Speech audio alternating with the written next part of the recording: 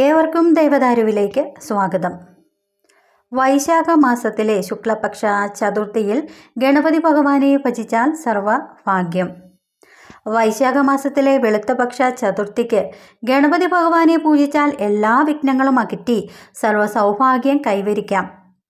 2025 May 1 വ്യാഴാഴ്ചയാണ് വൈശാഖ മാസത്തിലെ വെളുത്തപക്ഷ ഗണേശ ചതുർത്ഥി വരുന്നത്. പുണ്യമാസമായ വൈശാഖത്തിലെ ആദ്യ ചതുർത്ഥി എന്ന പ്രത്യേകതയും ഈ ഗണേശ ചതുർത്ഥിക്കുണ്ട്. അന്നേ ദിവസം സ്നാനം, ദാനം, വ്രതം, ജപം എന്നിവയിലൂടെ വിഷ്ണുപ്രീതി നേടാൻ ഏറ്റവും നല്ല ഒരു കാലമാണല്ലോ ഈ വൈശാഖ മാസത്തിലെ ഓരോ ദിവസവും. ഇടവത്തിലെ ഈ ചതുർത്ഥി ദിവസം വ്രതം നോറ്റതിൻ്റെ ഫലമായി ധർമ്മകേതു എന്ന ബ്രാഹ്മണ പത്നി സുശീലയ്ക്ക് ഉത്തമ സന്താനങ്ങളെ സിദ്ധിച്ചു എന്നൊരു നമ്മുടെ പുരാണത്തിൽ ഒരു കഥയുണ്ട്. ചതുർത്ഥി ദിവസം ഗണപതി പ്രതിഷ്ഠയുള്ള ക്ഷേത്രത്തിൽ ദർശനം നടത്തുന്നതും കറുകമാല ചാർത്തിക്കുന്നതും ഭഗവാന്റെ ഇഷ്ട ഒരു വഴിപാടാണല്ലോ കറുകമാല സമർപ്പണം. അപ്പോൾ ഒരു കറുകമാല ഭഗവാന് സമർപ്പിക്കുന്നതും നാളികേരം ഉടയ്ക്കുന്നതും വളരെ ശ്രേയസ്കരമാണ്. ഗണപതി ഹോമം നടത്തുക, ഗണപതി ഭജനം നടത്തുക, ഇവ വളരെ ഉത്തമമാണ്. ആ ദിവസം ചെയ്താൽ വളരെ ഫലദായകമാണ്. ഓരോ മാസത്തിലും 2 ചതുർത്ഥിയാണ് ഉള്ളത്. അതായത് 2 ചതുർത്ഥി തിഥികളാണ് വരുന്നത്. ഇതിൽ വെളുത്ത പക്ഷത്തിലേത് ഗണേശ ചതുർത്ഥിയും കറുത്ത പക്ഷത്തിലേക്ക് സങ്കടഹര ചതുർത്ഥിയുമാണ്. ഇത് സങ്കടഷഷ്ഠി അല്ല സംകഷ്ടി ചതുർത്ഥി എന്ന പേരിലും അറിയപ്പെടുന്നു. ഓരോ മാസവും ഈ 2 ചതുർത്ഥികളും ഭക്തിപൂർവം നോറ്റ് വിധിപ്രകാരം നമ്മൾ പൂജകളൊക്കെ ചെയ്താൽ നമ്മുടെ ജീവിതത്തിൽ നേരിടേണ്ടി വരുന്ന എല്ലാ വിഘ്നങ്ങളെയും തട്ടി അകറ്റി മാറ്റി വിജയം നേടുവാനായിട്ട് കഴിയുമെന്നാണ് ആചാര്യന്മാർ പറയുന്നത്. ഗണേശ ചതുർത്ഥി വ്രതം അനുഷ്ഠിക്കുന്നവർ അന്ന് മത്സ്യമാംസാദികളൊക്കെ പാടെ ഉപേക്ഷിക്കണം. തലേ ദിവസം സന്ധ്യ കഴിഞ്ഞ അരിയാഹാരം ഒഴിവാക്കണം. ചതുർത്ഥി ദിവസം ഒരിക്കലൂണ് ആകാം.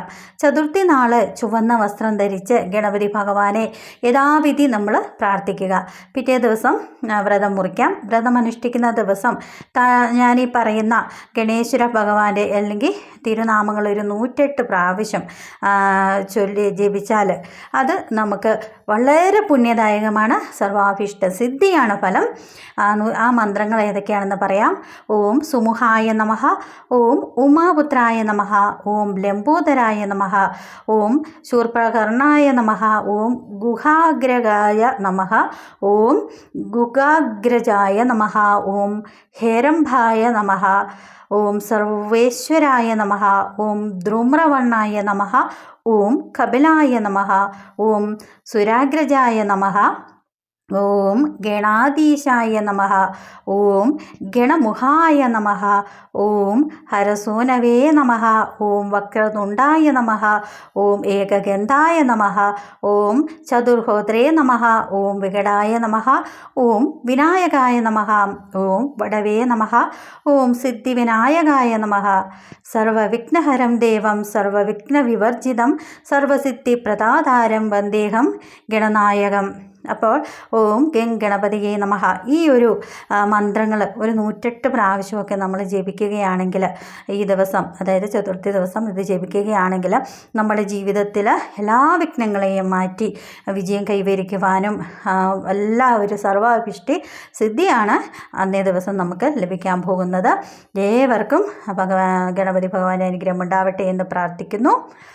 വൈശാഖ മാസത്തെ പറ്റിയുള്ള എൻ്റെ ഈ ചെറിയ വിവരണം നിങ്ങൾക്ക് ഏവർക്കും ഇഷ്ടപ്പെട്ടു എന്ന് ഞാൻ കരുതുകയാണ്. വീഡിയോ ഇഷ്ടമായെങ്കിൽ ലൈക്ക് ചെയ്യുക, ഷെയർ ചെയ്യുക. അതോടൊപ്പം ഞാനിടുന്ന ഓരോ വീഡിയോയും നിങ്ങൾക്ക് ലഭിക്കുന്നതിനായിട്ട് ബെല്ലൈക്കൺ കൂടി ഒന്ന് സ്പർശിക്കുക. അടുത്ത അധ്യായത്തിൽ വരാം. അതുവരെ നന്ദി, നമസ്കാരം.